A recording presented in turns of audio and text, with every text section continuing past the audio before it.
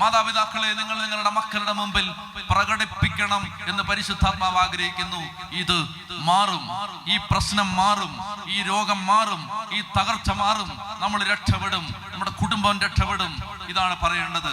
നിരാശ, ആത്മഹത്യ, അമിത ദുഃഖം,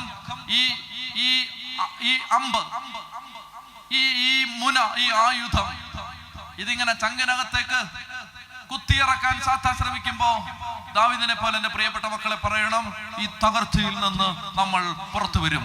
ചൊല്ലി പറഞ്ഞേ ഹല്ലേലൂയാ, ഹല്ലേലൂയാ. ഈ തകർച്ചകളിൽ ദൈവത്തെ സ്തുതിക്കണം.